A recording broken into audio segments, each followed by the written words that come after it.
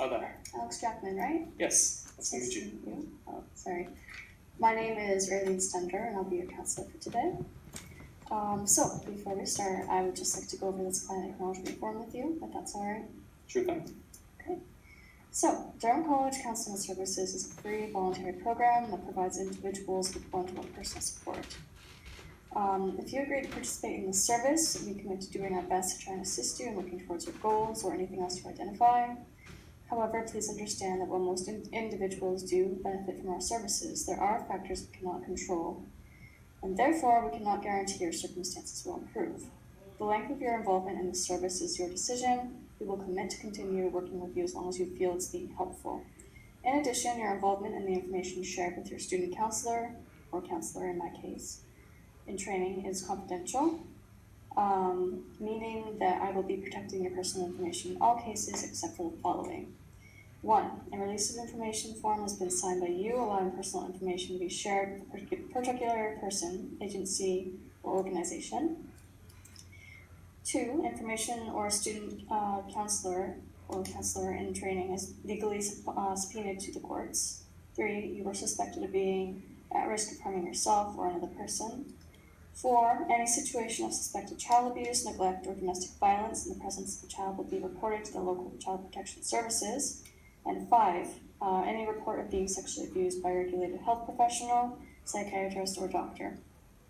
Now, I know that's a lot, but would you be willing to go over this yourself and sign it, please? Yeah, sure thing.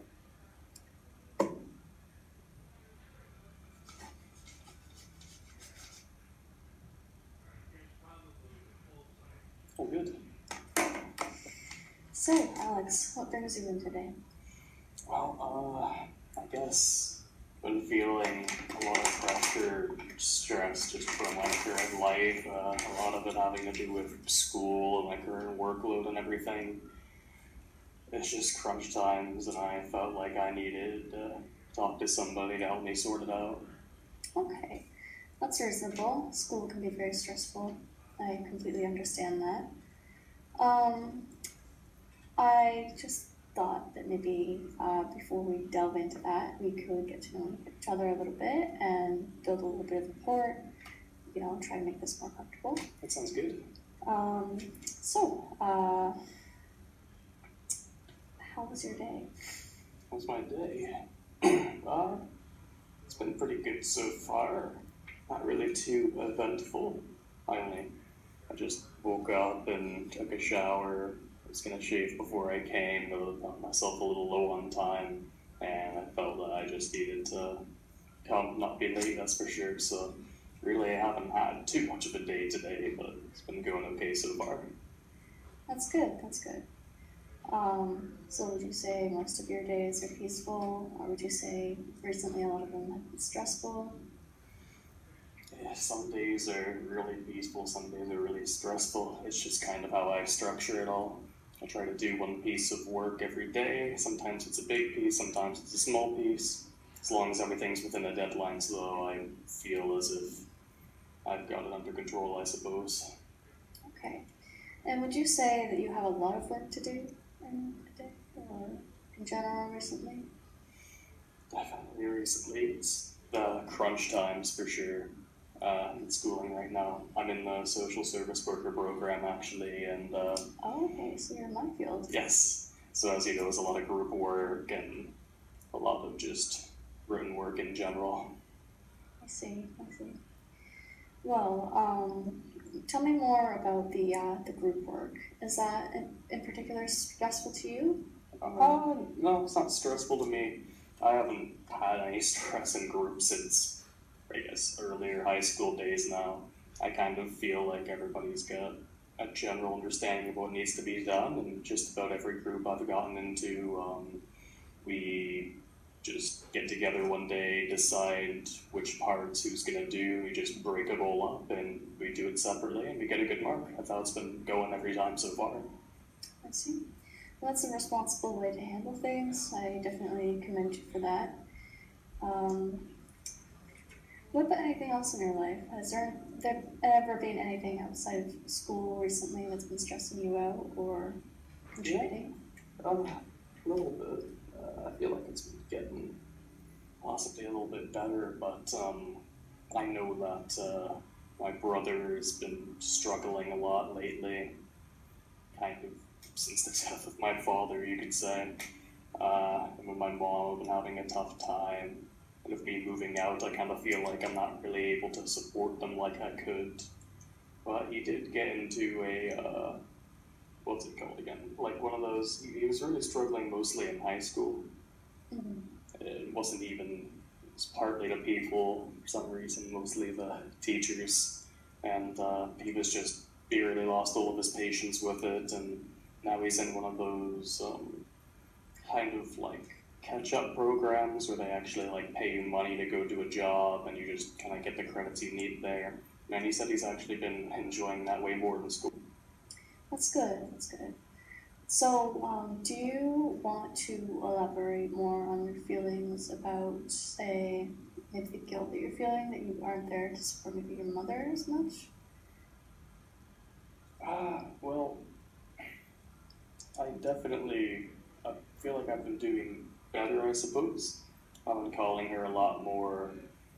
I've been catching up with her. I talked to her the other day, and she's doing all right. She's actually doing better. She said that she had a bit of a breakthrough herself. She met up with a girl who she used to babysit, and apparently, like, it's like the only person she knows that's kind of like been there in every part of her life, like since she was really young, and then she went to her wedding with my dad, and now she's meeting up with her again today. It's really nice.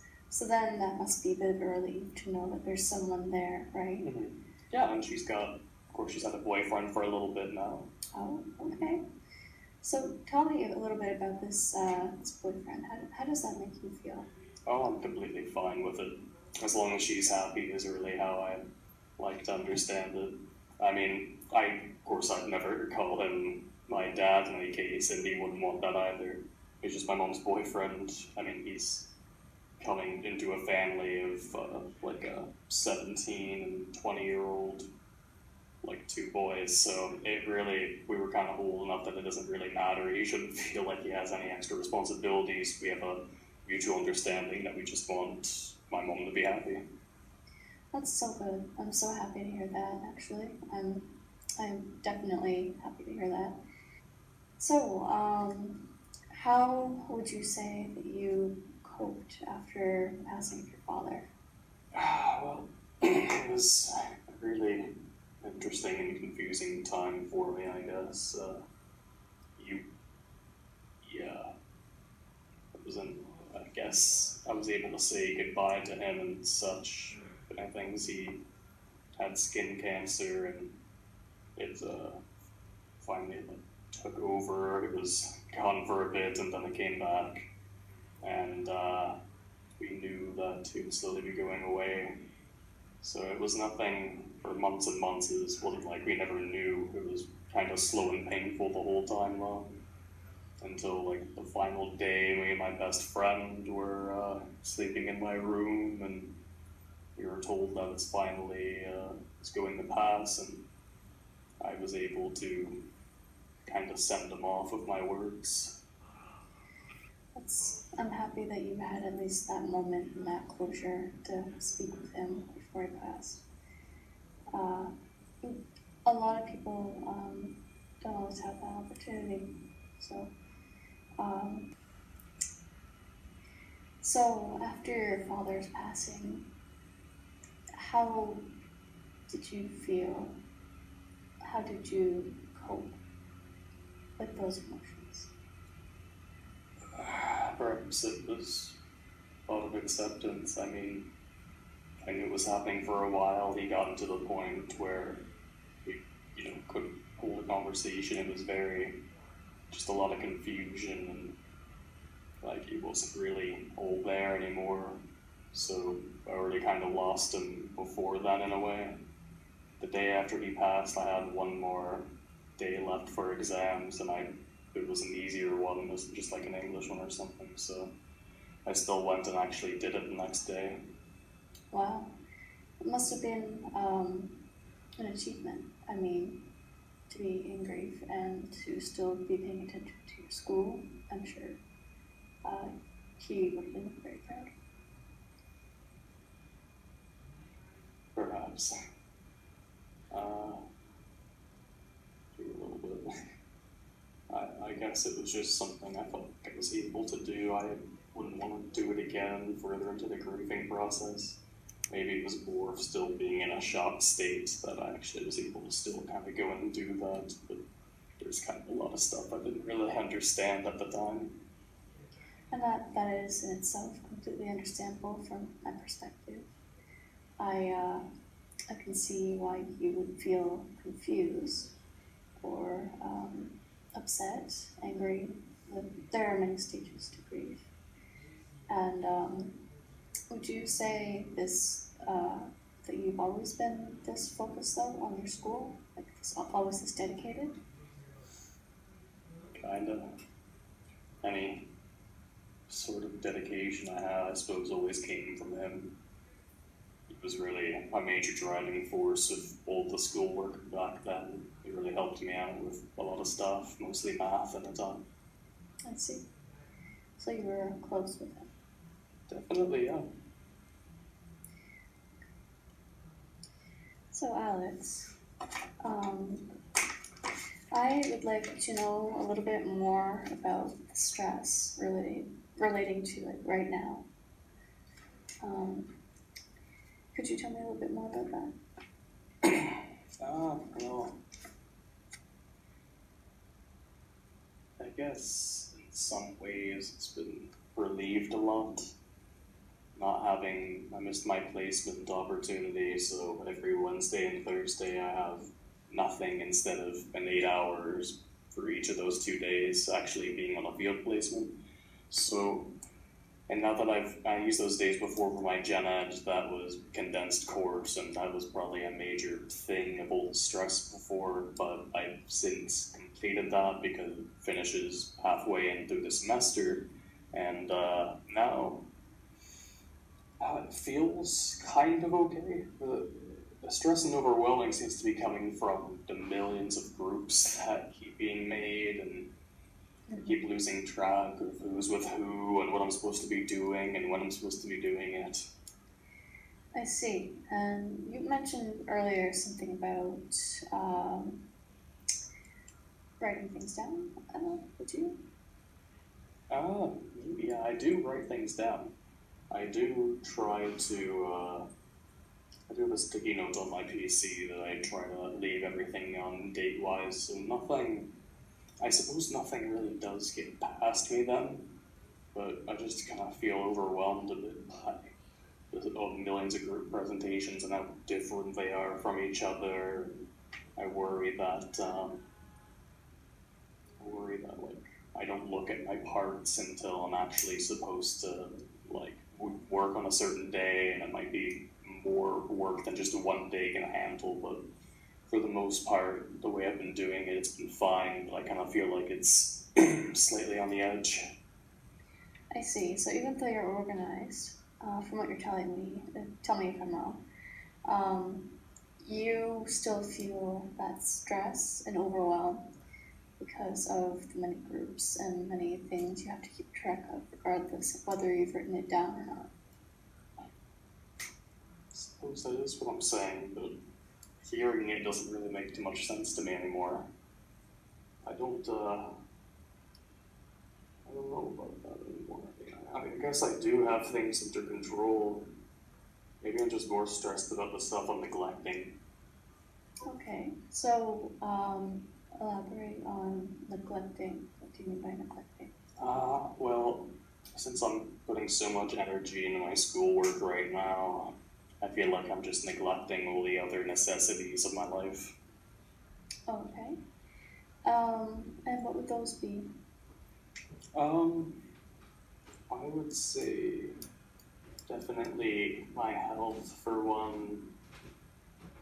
That's definitely a big one. And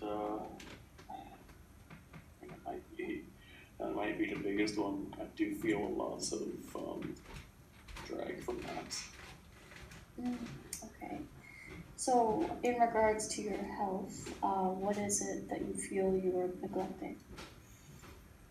Perhaps just somewhat overall. I mean, I haven't worked out since I've been here so far, and I also have some kind of medical health problems to do with my ears right now. For about over a year, I've been having issues with them. It's been driving me crazy recently. Like when I took a shower this morning, it's like, it's almost like there's some kind of, like my nose is always clogged, and whenever I try to fix it, it kind of hurts the ears. And even for a second, if I like try to blow everything out, there's like a second where my hearing seems fine, then it stops and feels like something sucks back in or something, and then like the hearing is like worse off. So I almost feel like my hearing is worse off unless I'm breathing out sometimes. Like my nose feels constantly clogged and there's nothing that can fix it. I've had nasal sprays, antibiotics, a dozen specialists look at it, they can't find anything. Do you feel you have any more options? Is there anything else that you've tried? Something else I'm waiting for right now, I believe it's in August, sometime mid-August, I'm going for a CAT scan, just inside of my face, I suppose. That's good, actually. Maybe that will clear things up. I would definitely have hope that there might be results from something like that. I hope so. I mean, there's definitely something wrong. Maybe everything's just incredibly inflamed and nothing's fixing it, but there's really no way of telling. I haven't exactly looked it up online. Perhaps I'd even find more answers like that.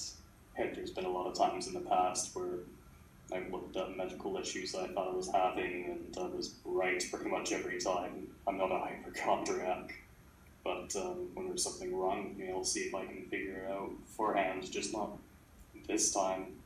Maybe I should take it a little more into my own hands a bit, but I mean, if they don't see anything on the CAT scan, then I don't know what I'm gonna do. Well, if by chance they do not solve what is going on, I can look into my resources and see if there's anything I can suggest to you as a next step. That'd be great. Pardon? That'd be great. I've been feeling a lot helpless in the matter, but if you feel that there's something you might be able to do, it just gives you one more thing to try, I suppose. Yes, I would like to help you.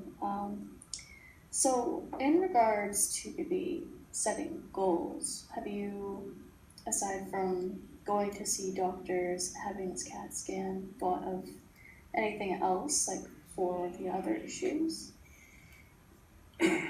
Well, it isn't, like, that's kind of the most apparent one feels like my ears because it's a physical issue, but it's a whole noise constantly aware of, ears ringing every now and then, that sort of thing. But I feel like even then, a large part of my other stress is probably the other like disorders I have that are kind of taking a back burner seat right now because everything else seems a little more important. Okay, so I was more referencing like not only the issues with your ears, but also like the things you talked about a little bit earlier, like your physical health. But when you say disorders, could you please elaborate on that? Yeah, sorry. Here's a couple of them. Really, for the most part, like, I guess three come to mind. Okay. I had OCD pretty bad as a child, and it was like around grade 4 times for me. It was about every Wednesday, I think, I had to go and see like a special OCD therapist, and I believe she did really help me out. It's nothing you can ever fully get rid of, but I do feel as if this one's mostly under control, although in my more stressful times, I do see it coming back a lot more. I see. And what does that look like when it comes back? Um, Mostly right now, the main annoyance that it is for me is I can never go to, like, whenever I set my alarm on my phone, I have to look at it for a long period of time, and even then when I close it, I feel like I have to look at it again to make sure the alarm's actually set. I just always feel like when I take it away or close it, I accidentally hit the green button or something and it's gone. Because I mean, it did happen to me once, and that kind of almost scarred me in a sense of never feeling safe time-wise. But in the end, I do actually get through it. But then it's actually quite similar to how it was in my childhood. Not really in the same sense or severity, but kind of in the same way. It's come back in kind of a big way, you could say. Like I look at the clock symbol to see if the alarm's set and the charging symbol to see that it's charged, and I keep looking at one and the other till like 5 times, and then I'm like, okay, I can finally put this down. Yeah, well, I see, just from what you've shown me, that although it's a bit of a struggle, you take it with a grain of salt and a sense of humor in a way. I do. It's mostly out of my life, but before I go to sleep, it does take up sometimes an extra 5 minutes before I can actually go to sleep. But that's a lot more when I'm more stressed. But probably there's some arachnophobia as well, but at this point, I just have to kill it.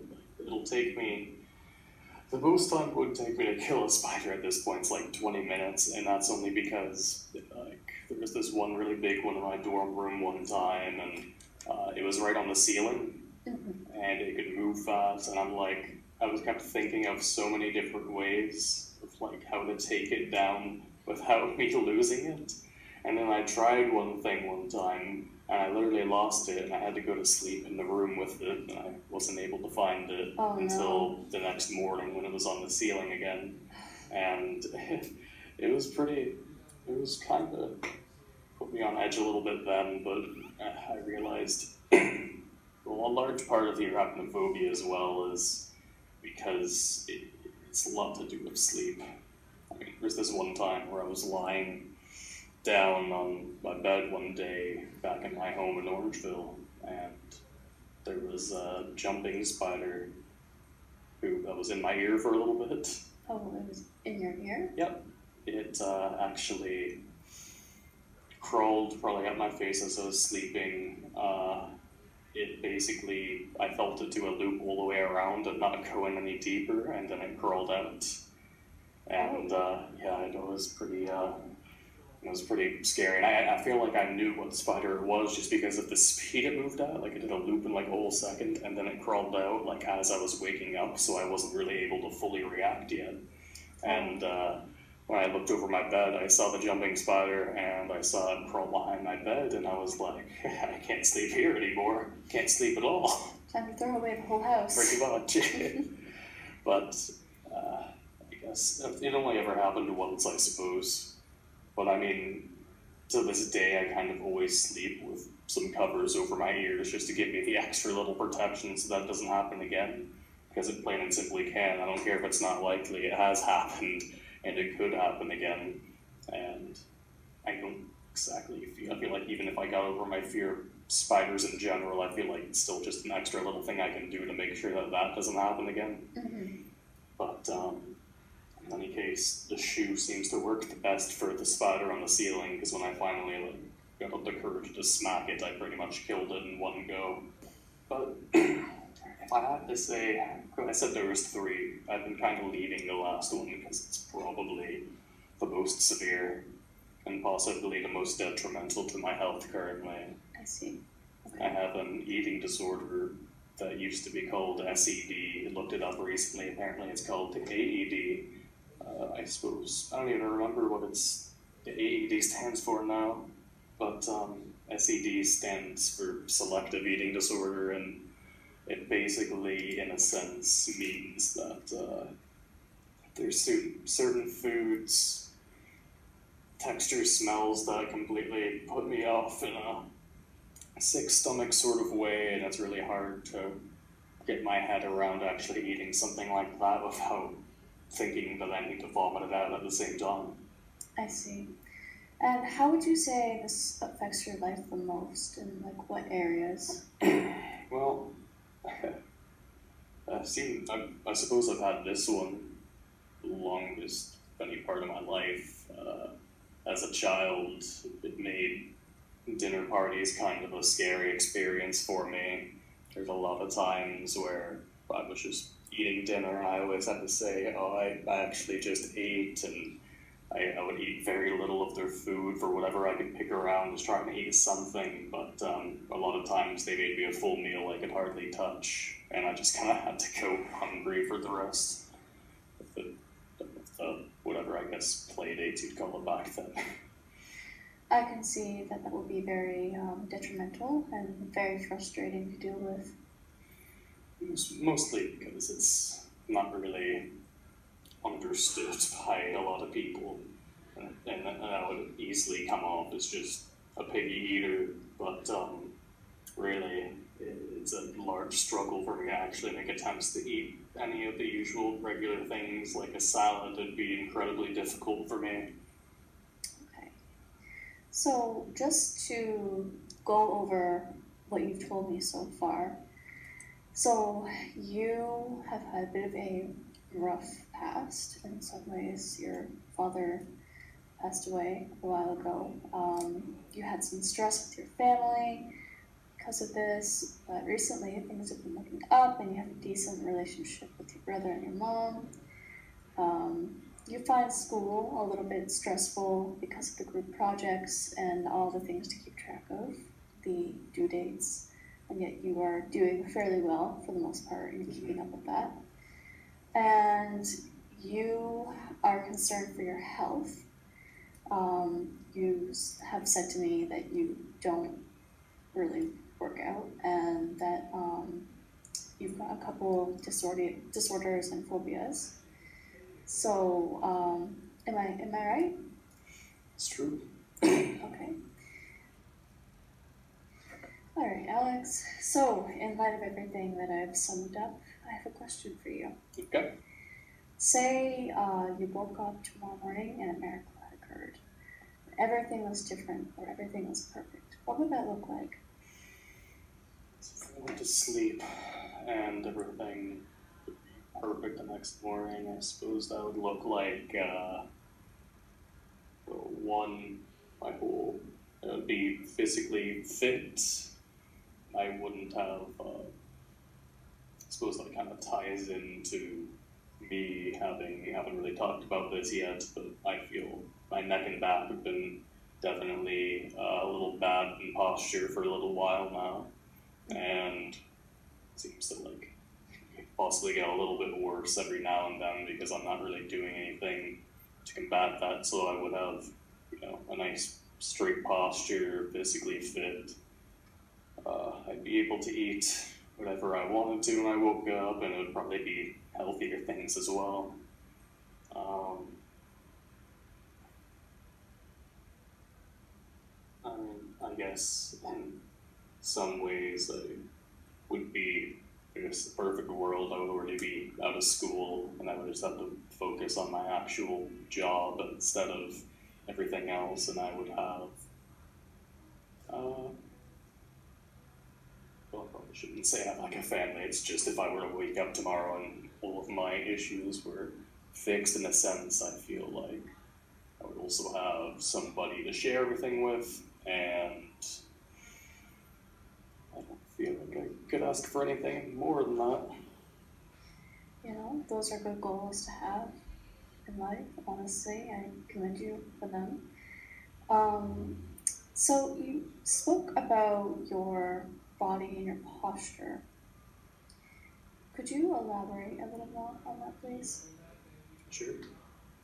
I can really see my neck is a lot more forward than I believe it should be right now. It's definitely, since the start of the semester, I think it was a lot better, but I just haven't really been doing anything to help me move with that. Just with the lack of exercise and everything, it's just not being fixed. My back is kind of pushed in more from before. Like if you were pushing from my back, it looked like you're pushing me forward and bending me backward a little bit. Like it's just not the way it's supposed to look. I don't know if it would even require a lot of physical therapy or work, or if I'd just be able to start working out and everything would fix.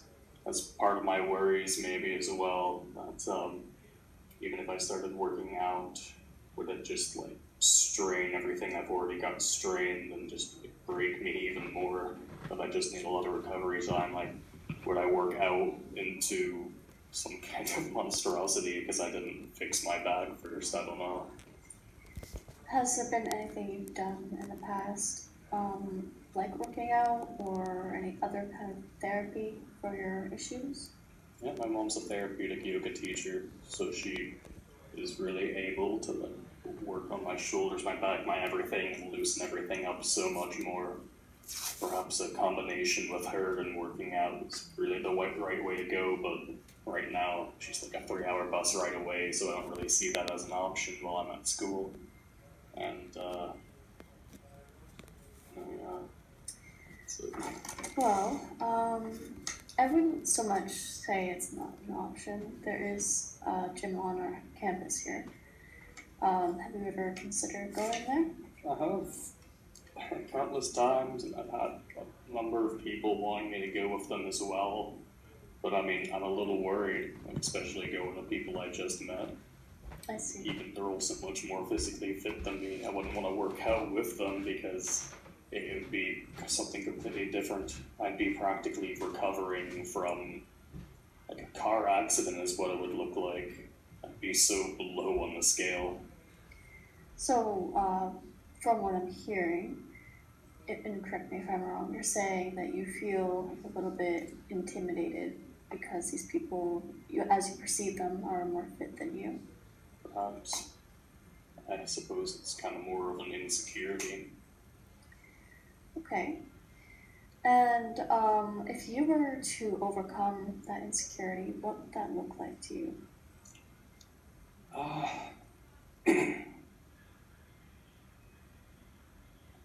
like after overcoming it, or the whole process of overcoming it, Process of overcoming it. I guess I would need some kind of leg up, in my opinion. I would need to go back to my hometown, possibly during the 4 months I have off, get worked on by my mother every now and then to loosen me up, and then possibly go to, I could probably use her Fit for Less card. I think she still has it. I think it used to be mine even, but I only went for 2 days, and then like, I didn't exactly quit from working out. I had a injury that I couldn't really do anything. It was more of a medical problem. I couldn't really work out or strain myself for a little bit, and it lasted for so long, and it's finally, but by the time it ended, it was pretty much ready for college. And even before that, there was a time in my life when, for probably for about a month or two, I did a job for my uncle where I was just walking in the northern Ontario wilderness for just like 10 hours at a time, something like that. Just a whole day of taking a GPS and marking where waterways were so the logging company would know where to actually cut and know where the machinery can stop before there's an incline that's too, steep or water's too close. That was basically the job, and it helped me a bit of my arachnophobia because I was able to walk through a million spiders every day practically, so it helped me a bit there. But really, I think the best thing about it is being a lot more decently fit than I usually am. So, from what I'm hearing, you're saying that you kind of miss being active in that way. Sort of. I mean, it was different than because I was even being paid for the work I was doing.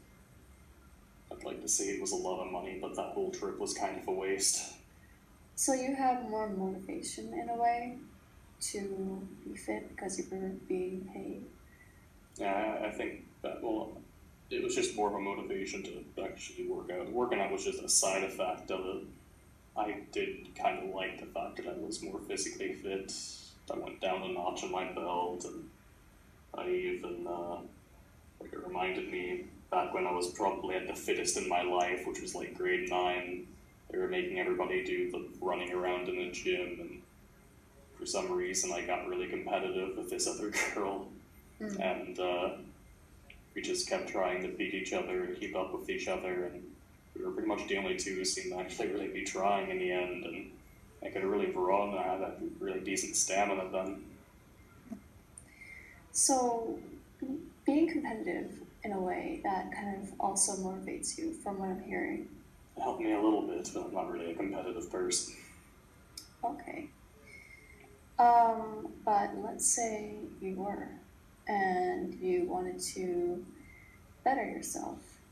How would that look? To better myself competitively? What, like joining a sport then or something?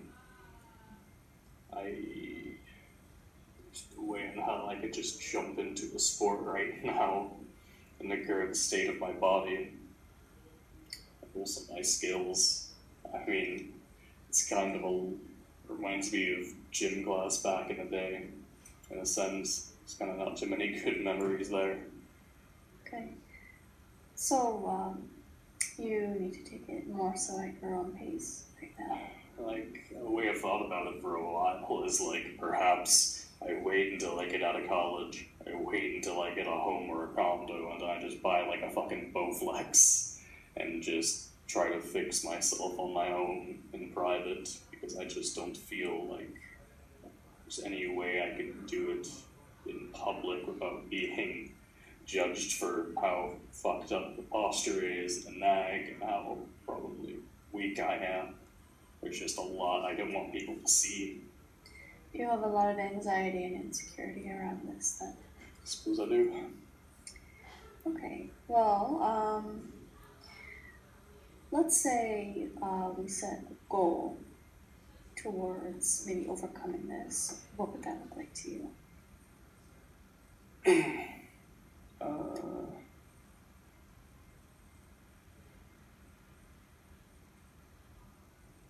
I'm not sure. You're not sure. Okay. That's totally fine. That's reasonable. I mean, sometimes it just takes a little bit of time to kind of understand where to start, you know? My suggestion is that maybe you delve into whatever resources I can find for you. Maybe talk to a personal trainer, somebody who might be more knowledgeable about these things. We have them on campus here. Someone who's understanding and who can support you through it if it's something like a change you really want to make for yourself. Perhaps. I worry about personal trainers. We have some on staff here I could just talk to at least once. I feel like I don't have the finances to actually get a personal trainer right now, but I think it's covered by the college. okay. I guess that's kind of a window. It's an option. Perhaps I could actually talk to one at least. Yes, I would suggest it. If it's something that bothers you and that you would like to make improvements on, it could be a good place to start, a goal to work towards, not only here, emotionally and overcoming that anxiety, but also with that trainer who is more knowledgeable in what you may need. Yeah, I'd be comfortable talking to a trainer, I suppose. Okay, so we are coming to the end of our session, Alex, and I think it's time that we wrap things up. So how about next week you come back in around the same time, the same day, and we can go over an action plan for taking steps towards reducing stress and also maybe helping you with whatever health issues you may have. But in the meantime, my homework for you is to try and get a good night's sleep and also just relax. Thank you for coming in. Thank you so much. You're welcome. Same time next week then. Same time next week.